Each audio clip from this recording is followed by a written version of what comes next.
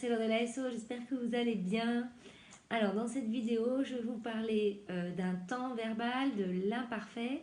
C'est un temps indispensable en français pour parler au passé. Il va nous servir principalement pour trois choses. La première, c'est d'écrire au passé des actions, des moments, des situations. Deuxièmement, il va nous servir à exprimer des sensations au passé, d'accord? Et finalement, il va aussi nous servir, en troisième point, à exprimer des habitudes au passé.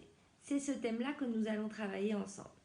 Donc, vous prenez votre stylo, votre cahier et c'est parti pour l'imparfait. Alors, le titre, l'imparfait. Premier point, attention au nom du temps verbal imparfait. Très souvent, vous le confondez avec impératif, mais ça n'a rien à voir. Donc, imparfait. L'imparfait, c'est un temps qui est facile. Si, il est facile. Pourquoi il est facile? Parce qu'il a une base,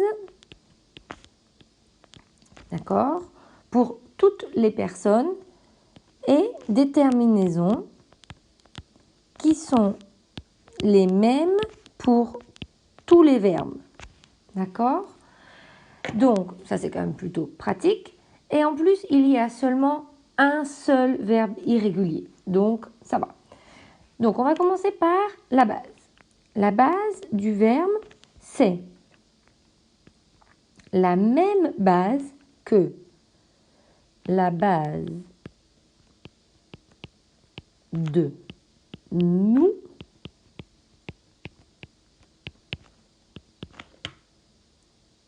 du présent.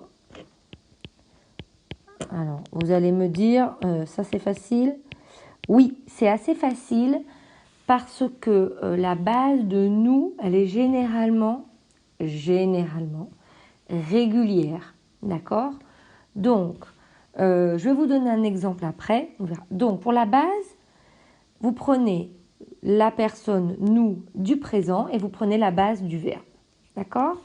Et ensuite, pour les terminaisons, je vais plutôt mettre la flèche vers le bas, plus logique. Il y en a donc 6 et ce sont les mêmes pour tous les verbes. AIS, AIS, AIT, IONS, IEZ, AIENT. Prononciation est, ion, yé, est. Donc, est, c'est la même prononciation.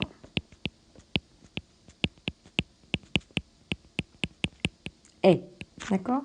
Et ici, attention au i, ne pas l'oublier. Je vous donne un exemple. On va prendre l'exemple avec le verbe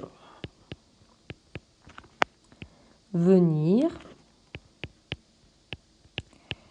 Donc, je commence toujours par la base. Je prends la base de nous au présent. Donc, je vais le mettre comme ça entre parenthèses. Au présent, c'est nous venons. Voilà. Donc, je vais le mettre d'une autre couleur pour que vous voyez bien. Donc, la base, c'est ven. D'accord? Et je vais prendre cette base pour toutes les personnes. Alors, si vous voulez, je peux les placer déjà. Tu, ven, il, ven, nous, ven, vous et il au pluriel. Et maintenant, je rajoute tout simplement les terminaisons de l'imparfait. Je vais les mettre en rouge pour que vous voyez bien la différence. Donc, ça va nous donner je venais, tu venais, il venait, nous venions, vous veniez, il venait. D'accord? Alors, comme j'aime bien la traduction pour ce temps verbal, la traduction est, on va dire, à 99% identique en français et en espagnol au niveau du temps. Donc, ça, c'est le temps en espagnol qui vous fait venía.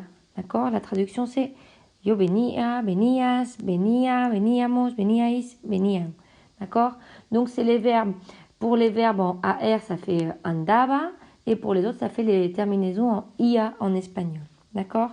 Donc, je vous ai dit qu'il y avait un verbe irrégulier, un seul. Donc, pitié, ne l'oubliez pas. Attention donc au verbe être. Bon, comme c'est tellement utilisé, le verbe être, généralement, il n'y a pas trop de difficultés. Et ça, son irrégularité, elle est dans la base. D'accord? Donc, la base de être, c'est être. Et voilà, c'est ça son irrégularité. C'est cette base. D'accord? Et après, il a les mêmes terminaisons que les autres. Donc, alors si vous voulez, pour mémoriser, c'est la base, c'est la base de vous, hein, si vous voulez. Mais bon, mémorisez qu'il est irrégulier, puis c'est tout. Nous étions, vous étiez, ils étaient. Et voilà, d'accord? Donc, c'est vraiment un temps qui est facile. Je vais vous mettre une phrase en exemple. Donc, comme je vous disais, on va l'utiliser surtout pour nous, pour parler quand on était petit. Donc, moi, par exemple, je vous dirais, quand j'étais petite, parce que je suis une fille, quand j'étais petite, j'habitais. Donc, la prononciation du temps, c'est toujours la même, hein. À la fin, était, habitait. J'habitais en France.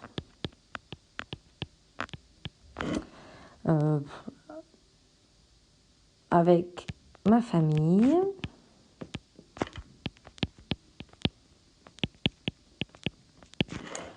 Je ne parlais pas espagnol.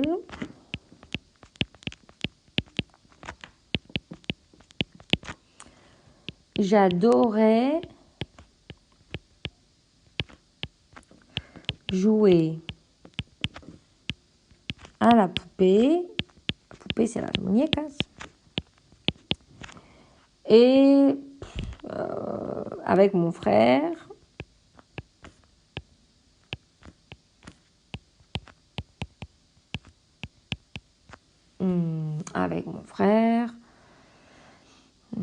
voilà, nous faisions du vélo dans le quartier.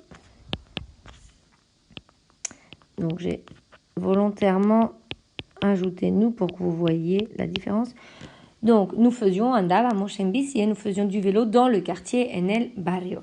D'accord? Donc, j'insiste, hein, c'est un temps qui est facile. Donc, vous voyez, ici, on a j'étais, j'habitais, je ne parlais pas, la forme négative, hein, pas de problème. J'adorais. Et donc, les seules personnes qui changent la prononciation, c'est nous et vous. Donc, faisions avec un i. Et c'est tout, d'accord? Donc, attention, peut-être, une erreur que je vois souvent. Oups, qu'est-ce que c'est que ça? Parfois, vous avez l'impression que c'est une erreur, mais non. Par exemple, étudier, le verbe étudier. Si vous le passez à nous, ça va nous faire nous étudions. Porque tenemos que poner la terminación con i. Donc, il y a deux i. C'est comme ça. D'accord? Donc, je vous mets une petite attention pour ça. Et voilà. Alors, à vous maintenant de me raconter ce que vous faisiez quand vous étiez petit, ce que vous aimiez, ce à quoi vous jouiez, bon, ce que vous voulez. Et voilà, c'est tout pour aujourd'hui. À bientôt!